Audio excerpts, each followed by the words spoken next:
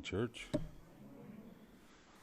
I'll be reading from Luke chapter 8, beginning in verse 22. One day Jesus said to his disciples, "Let us go over to the other side of the lake." So they got into the boat and set out. As they sailed, he fell asleep. A squall came down on the lake, so that the boat was being swamped, and they were in great danger. The disciples went and woke him, saying, "Master, Master, we're going to drown." He got up and rebuked the wind and the raging waters. The storm subsided and all was calm. "Where is your faith?" he asked his disciples. In fear and amazement, they asked one another, "Who is this? He commands even the winds and the water, and they obey him."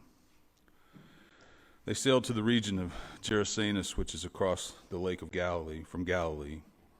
When Jesus stepped ashore, he was met by a demon-possessed man from the town. For a long time, this man had not worn clothes or lived in a house, but had lived in the tombs.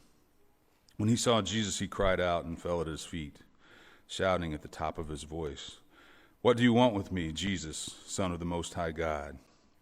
I beg of you, don't torture me." For Jesus had commanded the impure spirit to come out of the man.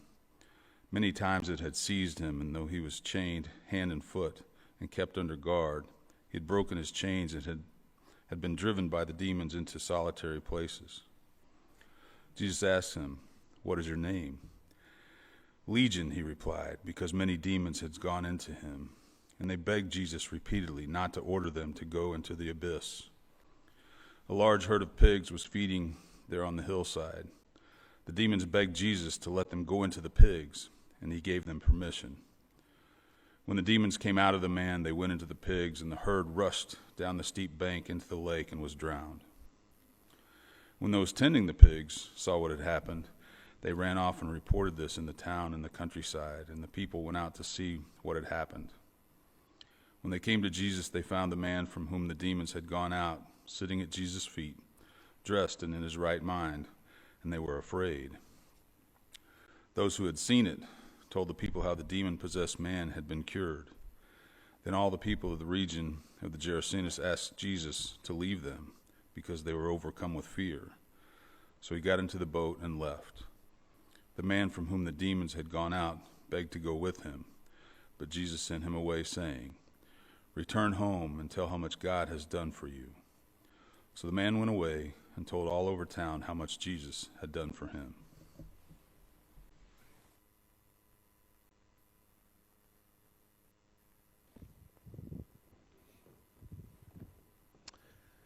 So in the mid-'60s, a guy named William Lynch wrote a book called Images of Hope.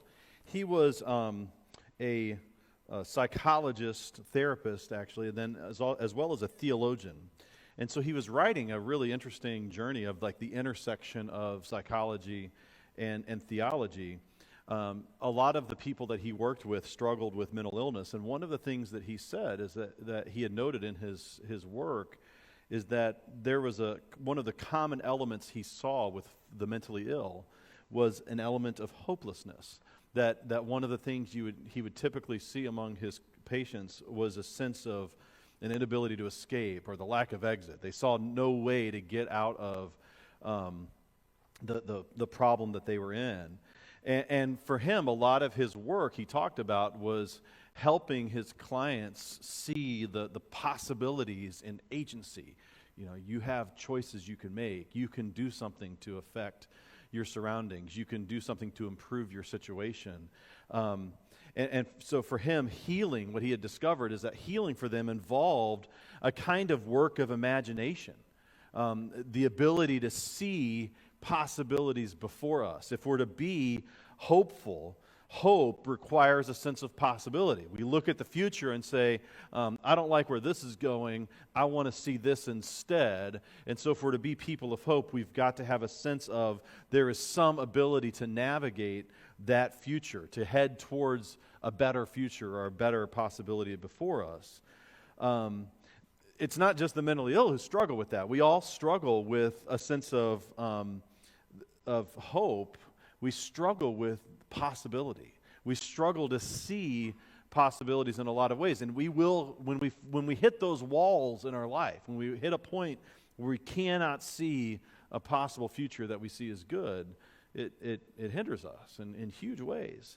I think one of the things we've learned over the last year is we've seen another thing that psychologists have seen for years, which is that we also struggle to see possibility, especially when we're faced with the unknown. There's a real famous example of a professor that would use this story with his students every year and got the same response every time. He would tell them the story. He said, imagine this deity shows up in front of this town, and he says, look, I promise you I'm going to give you this blessing, and this blessing is going to just transform your world. It's going to open up, it's going to give you positive things in almost every way. It's going to improve your life in almost every way you can possibly imagine. It's going to make your world smaller. It's going to allow you to see friends and family that you could never see before. It's going to allow you to visit places in the world you never could visit before. There's all of this. He gives all this long list of all the blessings that this thing is going to provide. But he said the price is that every year I'm going to randomly have several thousand of you die. Some of you are going to die from this thing. Would you do it? And he said every year, almost universal among his students. It was this vast majority would say, no way, we don't take that deal. And then he would follow up and said, well, how many of you drive a car? And all of them did, because that's what it was. And so what he had described was all of the benefits of driving a car and all of the prices that we have to pay. But he said what he noticed is that when faced with the new possibility, people were reluctant. People didn't see hope. They didn't see that there was something they could navigate. They would not take on that risk, even when that risk was the exact same level of risk that they had absorbed into their life in something else, just because they were used to it. They'd accepted the idea of driving the car and deal with those risks. Could not deal with this new one. Let me go one more challenging. The fact is, all these examples that William Lynch was talking about, even this thing, you're dealing with the assumption of risk for things that largely you have some control over, or some agency over. But how do you cultivate hope? How do you see possibility when things truly are out of your control? When there really is a situation you're faced with, something you've got on your plate that you can't do anything about. And then you're in Luke 8. And that's the question. How do we be people of faith, people of hope? And I think there's a connection between hope and faith if we really are living in a world where things are out of our control. And what's happening in Luke 8, starting in verse 22, if you don't have your Bibles open there, I'd encourage you to open them and follow along. We're going to see over the next 2 weeks, we're going to see a series of 4 different categories, the big things that are really beyond our control, that you and I have almost nothing that we can do about it. And there is going to be an assertion here again and again that we, as people who follow Jesus, as followers of Jesus, if we're to be people of hope, people of faith, we have to live differently in the light of those 4 things. Those 4 things being the face of nature, spiritual war, sickness, and death. How do we be people of faith in the face of the uncontrollable? And it starts here in verse 22 with Jesus' authority over nature. Now, we've seen already an assertion of Jesus' control over nature. We saw it in the provision of the fish in Luke. So Luke has talked to us before about the idea that Jesus, for whatever people are trying to make of him, is one who has at least some kind of control. At least he can look at a water and say, that's your best fishing spot. But this is a little different. He's taking it a step up here. But notice in verse 22, he's taking off, he's getting into the boat, he's going into the Sea of Galilee. They never name it, they just call it the lake. But it's the Sea of Galilee, and they're traveling across, and it's kind of vague in terms of who's with him. It's just the disciples. Now, that's a term that could mean a lot of different things.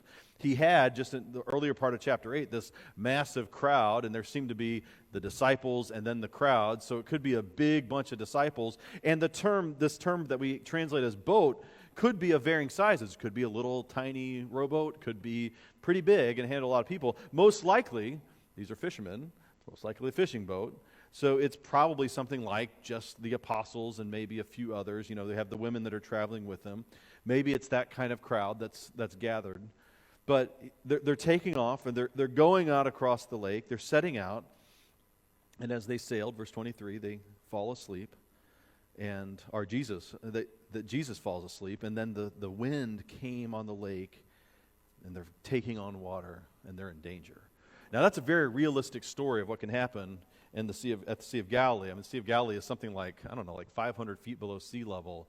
And just the way the weather works there, you can have these storms that rise up and can just be fierce and just nasty. And so, and if you want to know that, Luke says it very understated. They were filling with water. They were in danger. Okay, they're in danger. And it's so much in danger where they cry out. They wake him up. Notice he's sleeping in the midst of all that. He seems unaffected. Master, Master, we are perishing. All you have to ask really is, what kind of storm does it take to actually frighten fishermen? That's the kind of storm they were facing. These guys are used to the lake. They're out there all the time. Here, there is just a legitimate fear. And Luke doesn't diminish that.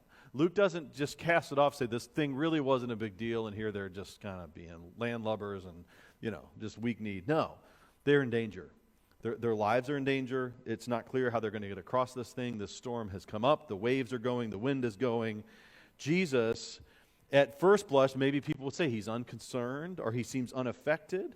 Some may see this as indifference, but I think there's something deeper going on. In fact, we were talking in our class this morning. I think there's a deliberate echo here of Jonah, who also is, but doing something very different. Jonah's running from God, goes out on the water. He feels it maybe at some level like he has succeeded in running from God, and so he can fall asleep. Wakes up in the middle of the storm to find out God has caught up with him.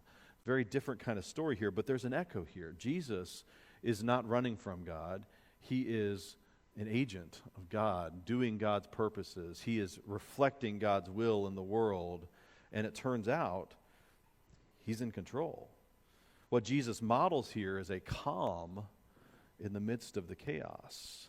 They are perishing. They are terrified. Jesus is sleeping. And notice there's no real drama in what follows. He awoke and rebuked the wind and the raging waves, and they ceased. His authority is the authority to rebuke. That's an interesting term. He rebukes the wind. That's the same thing he does to demons. It's the same thing he does to illness. He is rebuking these things. How do you rebuke the wind? He's treating the storm like a demonic force. He's treating the storm like a disease. And in all this is those things that bring harm to his children, to his people, to his followers. He rebukes them, casts them aside, and in doing so shows his absolute authority over nature, over the wind, over the raging storm. So he calmly asserts that authority, and the wind and the waves back down. Again, I love how sparse Luke's description is. They ceased. He's like, be quiet. And they're quiet. That's just the stunning picture. There was a calm, verse 24. This calm comes because he has spoken his word. He's shown his authority. But this assertion of his authority here is meant to be a source of strength for his followers. What does he tell them? He says to them, verse 25, he said to them, where's your faith? That's an echo from what we were just at last week. Last week we were talking through in the early part of chapter 8, this sense here that he's talked to his disciples and he told them, they were doing the parable of the sower, or the parable of the four soils, and they said, can you explain this to us? And he said, well, for others, these parables, this stuff exists in parable form. It really is a kind of judgment, because if they hear this, they're not going to understand. But for you, he told them, to you has been given the secrets of the kingdom of God. So there's this this special insight and understanding that his followers have. And the whole theme of last week, the earlier part of chapter 8, is this emphasis on being people of faith, that if you're to be a person of faith, then you have the soil that faith is, that nurtures faith, and it grows and blossoms. So faith is an active thing. Faith lives, and faith affects how you live. And it's really faith here in last week in the parable of the soils. It's faith. The description of the difference between real faith, genuine faith, and a false faith is that the genuine faith will flourish over time. It'll express itself through all of the storms of life. When the sun beats down or there's a dry season, you find out that you actually have a faith that takes deep root and can continue to flourish even in the face of that struggle. When he says the question here, where is your faith? He's accusing them not of not having faith, but having a faith that they are failing to practice. That somehow they were supposed to live differently in the midst of the storm when Jesus was asleep at their side. The reality of Jesus, who Jesus was, his presence, his promise of protection should have been sufficient. His authority was meant to be a strength for them. Why? How? I think that's a question we've got to ask. But that he is calling them to live differently. And in fact, what I think he's telling them here is that as he rebukes them, they're just left with this question. They're marveling. Who is this? Who is this that he commands winds and water, and they obey him? But here, in faith, the powerless are empowered to trust the one with power. They can't do anything about the storm. I mean, they can grab their bucket and they can throw the water out and hope they can weather it, hope they can survive. But he's calling them to something even more profound. He's telling them they can trust him, not because he's awake and alert, but merely because he's present and that they belong to him. And I think actually what Luke is doing in framing the story for us this way, he's telling us something of how we're supposed to be as his followers, as disciples. Luke, as he writes, he's not only just trying to tell us this is who Jesus is, he's preparing people for how they are to be people of faith in the physical absence of Jesus. We've already had a few hints of that here in the early chapters of Luke. He's preparing them for the time when Jesus isn't there physically. But even as he's not there physically, he is here with us spiritually. And his presence and the promise that he has for us is to be enough. There's an empowerment that comes to those who can't do anything about the wind, who can't do anything about the rain, can't do anything about the waves other than just bail water. But they can live differently, and he calls them to that. Well, that's the first piece, and I think he poses this, but then he's going to set it right alongside an authority not just over nature, but here in verse 26, an expression of authority over the spiritual world. And there's a lot of connections. You could spend a lot of time, more time than we will, looking at all the tight connections. The two are written to be read together, and they're written to help interpret one another. There's a lot of overlap. But they continue sailing. It's like they get through all of that, all through the drama. The storm passes. Verse 26, they sail to the country, and it says here, the country of the Gerasenes, which is opposite Galilee. Textually, this is the biggest debate about this text. So you'll see various translations. Early on in the first couple of centuries, there are a couple of examples of folks that actually went back and changed the word. They didn't like Gerasenes. They went with the Gadarenes, the Gergesenes. There's a lot of reasons for that. In some way, they're trying to make them all make sense with the other gospel writers. I think Mark talks about Gennesaret. So are these all different names for the same place? Well, I think in a sense, the short answer is, yeah, I think they are. There are some names that show up that if the town that they would be referring to may be a town that's way in a different location, and it wouldn't make any sense. It's possible that there's a town here right on the east side of Galilee that we simply don't know about now because a lot of that is lost to us. But there's also a reference here to this region. And some of the references in the gospel writers are to the region. Some are referencing the particular town. I think the short of it, I said the analogy that made sense to me is it's something like if you were telling a story about something that happened in Rolling Meadows, and you're sharing that story with people, and then you told the story again later to people out of state, and you talked to them about this thing that happened in Chicago. Well, did the thing that happened in Rolling Meadow also happen in Chicago? Well, vaguely, yes. Like it's in Chicagoland, and I think we would understand that.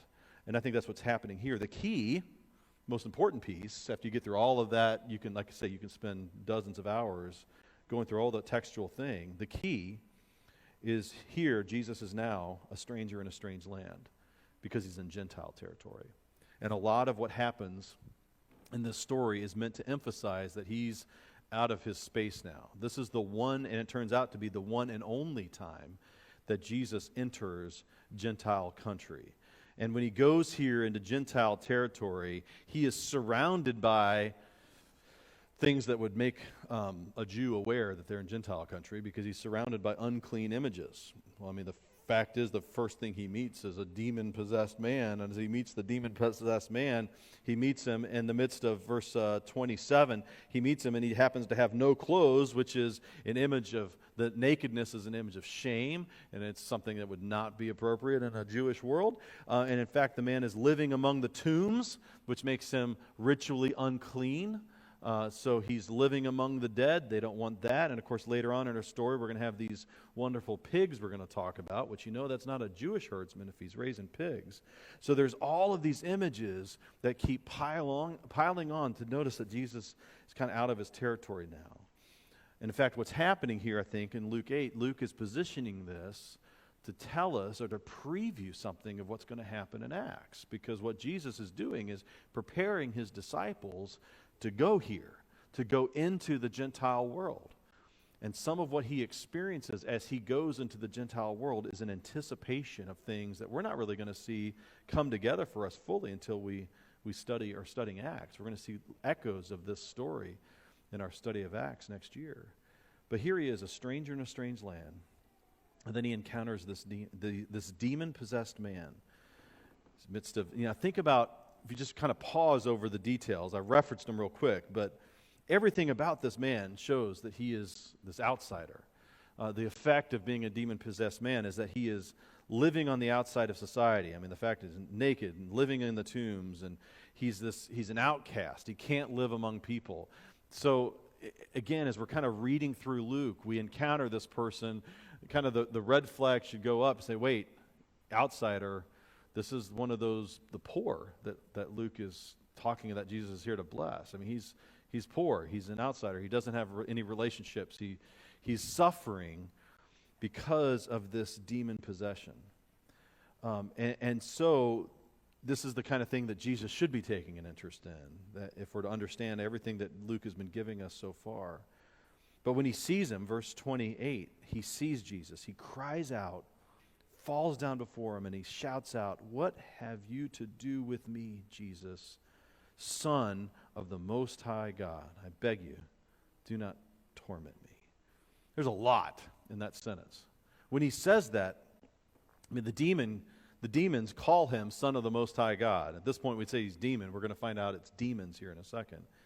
They know who he is. They know his identity. And actually, they're terrified of him. A lot of the way this is framed is as if this is like this struggle. But Luke sets up the story to tell us up front, this is not really a fight. This is not a fight between equal authorities. He leads with a terrorized demon begging not to be tormented by the Son of the Most High God. Then he says that because, verse 29, he goes backwards in his story. He starts at the end. Verse 29, he goes back a few minutes. Why is he saying that? Well, he's saying that because Jesus had commanded the unclean spirit to come out of the man.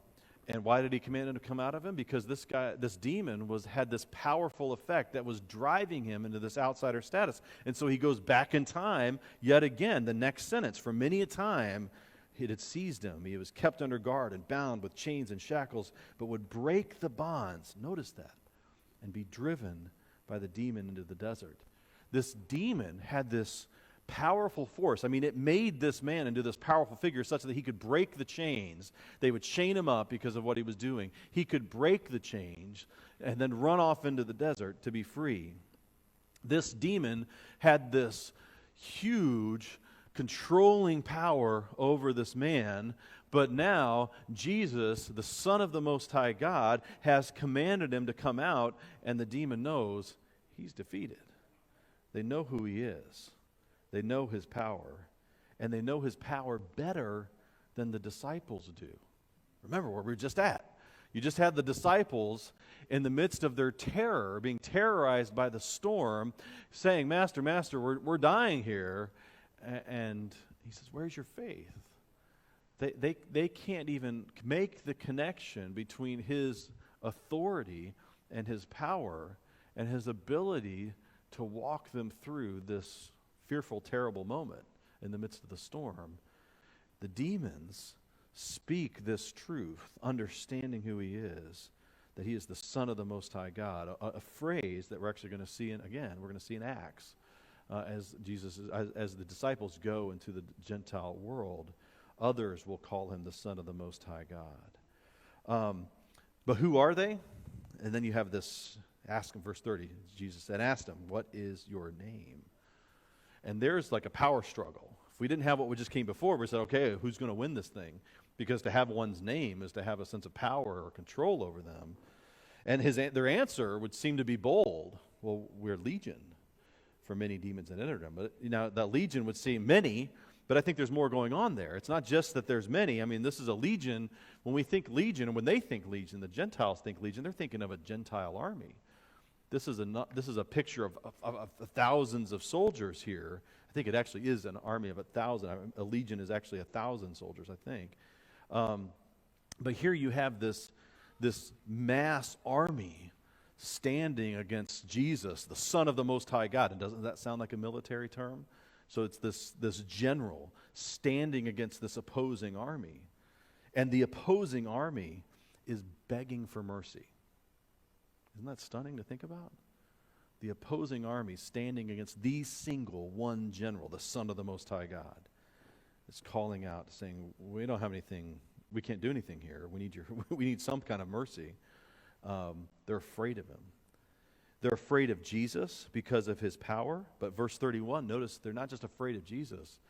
They're afraid of the abyss.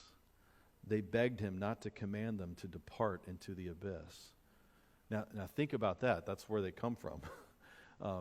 If the people are telling you, the last place on earth you'd want to visit is my hometown, I don't think I want to go to their hometown. They know it well. These demons are trying to get everyone else to join them in this place, but they themselves are terrified of it. And that should tell you something about what it is to be around their master. They're begging not to go.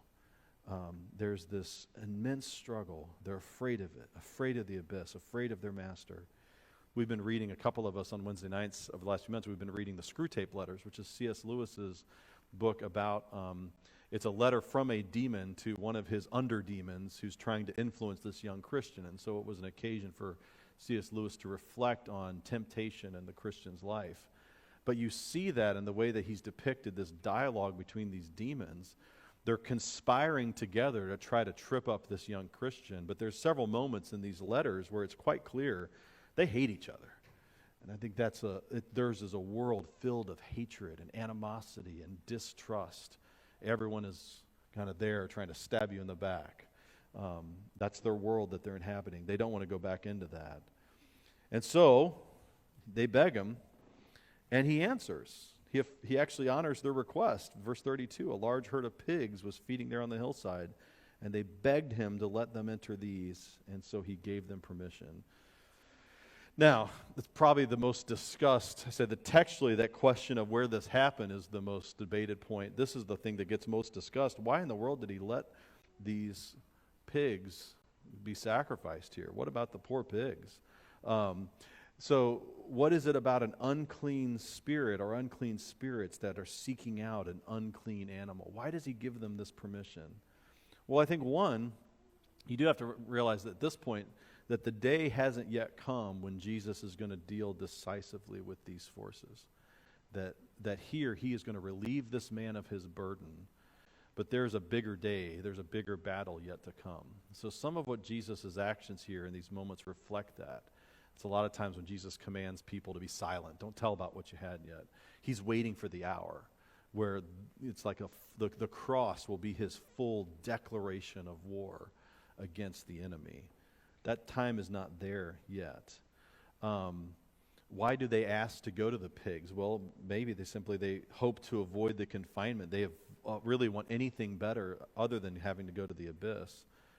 Of course, that's exactly where they wind up. Because what does it say? The pigs, they enter the pigs, and the herd rushed down the steep bank into the lake and drowned, which is an image of being cast into the abyss. The water is the deep of the water is a picture of the abyss throughout Scripture.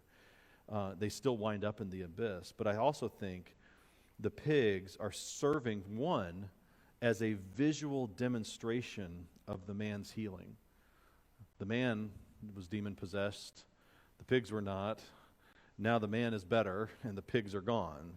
I think we do have to remind ourselves as you debate those things, the man's welfare was more important than the beast. And I think what's happening here is that the pigs are showing the real cost of purging evil. That there is a cost to the sacrifice. This is an echo, really, of what we see throughout the Old Testament, which is a system of sacrifice where animals' lives are lost in order to purge evil from humans. The removal of evil is always costly. And just as there was a legion of demons, so there is this legion of pigs that must be sacrificed. It's a graphic picture of the cost of sin. And I think that alone is an anticipation of the cross. Why does Jesus have to die? Well, there's a little bit of an overlap between the answer. Why is it these pigs have to be sacrificed here? What's the response to all this? Well, the response is a kind of study in contrast. The town, the herdsmen see what happens. They run. They're fleeing. That image of fleeing is going to be a pattern here. They're going to tell the city. They're going to tell in the countryside. The people are coming out to see. And what do they find? And notice here in verse 35, there is a direct reversal of the man's conditions. The demons had gone where he had once been filled with them. He's sitting at the feet of Jesus where once he was running around among the tombs. He's clothed where he was once naked. He's in his right mind where he was once not. And as he's sitting at the feet of Jesus, you have this image of him as disciple, as follower, seeking to learn from Jesus. And so here he is wanting to learn. And in fact, in a few moments, it's the man that's going to be asking to go with Jesus. He wants to be his follower. They're going to have another addition to this group of followers, the group of disciples. The town, they want nothing to do with them. They don't ask questions. They don't explore. They saw what had happened, and they saw the loss of the pigs. They asked him to depart, verse 37, for they were seized with great fear. Their fear was decisive, and they didn't want anything more to do with them. The man is restored. He asks to go with Jesus, and surprisingly, Jesus says no. But what he does is this homeless man is now sent back to his home. Verse 39, return to your home and declare how much God has done to him. He is to go as witness. He's proclaiming the work of the Lord. He's proclaiming the freedom that he's found because of what God has done. And then I think it's no coincidence that what happens in the next sentence. He's to go declaring how much God has done for him. And so what does he do? He goes to the city, and he goes and proclaims how much Jesus had done with him. He proclaims God by proclaiming Jesus. And again, Luke is wanting to build our understanding of who Jesus is by getting us to see that connection. So what are the keys to these two stories together? First, we suggest to you that Jesus calms the storm so that he might calm the faithful. He invites us to trust his presence and his purpose, even in the midst of storms. There was an old song some years ago, a friend of mine used to talk about it a lot, that the song says, sometimes he calms the storm, other times he calms the child. I think here in the text, he is calming the storm here in order to calm the child, in order to calm us. That when the storms rise in our lives, we can trust in his character, in his power, his authority and his love for us. And so we can respond differently. He calms the storm so that he might calm us as the faithful in the midst of the storms. Second, true faith is meant to thrive in the midst of the storms. The disciples here look a lot like the Gentiles. And it's the demons that are speaking the truth, and the demon-possessed is the one that's showing us the way. The disciples really fail here, and that's part of their learning process. They underestimate Jesus. They have not made the connection into how to trust his authority and his power and his goodness when faced with the real crises of life. And that's our calling for us, is to remember his faithfulness, trust his goodness, and to witness in the midst of the storms. It's a resistance to a kind of hype train for us, but instead looking for faith to be a kind of calm steadiness in the midst of the chaos. That's the voice that we're called to have as his people. And then a third, I think we need to see a realistic assessment here that living by faith can often be a lonely road. This man goes as a witness into Gentile country. Really, in a sense, he's the first missionary. He's a prototype of the missionaries that are to come. But his witness is to go alone into a city that has run Jesus off, that has run in fear, and to be faithful in proclaiming, and to be the one practicing. And just as Jesus himself on the boat is the one that's practicing calm in the midst of the storm, surrounded by the lack of calm, surrounded by chaos and faithlessness. To be faithful will mean at times that you're going to stand alone in the crowd. You're going to stand alone against the crowd. And I think that's a reminder of how much we need each other, kind of the value of this local body, of a gathering of believers where we need each other. We need to build each other up, to encourage and strengthen each other so that we can go out to this mission field and all the places that we'll go here in the days ahead and faithfully witness what will at times be in lonely places. You see, hope involves a work of imagination, to see possibilities before us where things seem impossible. But in faith, we understand something even better. We understand that God is at work in Jesus Christ, who reigns over things that really are beyond our powers, things that we might otherwise be powerless against. And so we can stand as people of faith in the midst of the chaos. In the midst of it, we can proclaim the goodness of God and our ability to trust and rely on him in those places. Most of our world that we live in offers no resources to sustain hope, because most of our world is built on things that fail. Ours is not. Our calling is to anchor our hope in Christ and Christ alone, because he and he alone cannot fail. Let's pray. God, I pray that you will help us to be people of hope. Hope in hopeless places and dark places and hard places. Help us to trust in the goodness that you have, your power that you've shown through Jesus Christ over all things. Help us to reflect that in how we live. Help us to proclaim that in our mission. In Christ's name, amen. If we can help you in any way, please come while we stand and sing.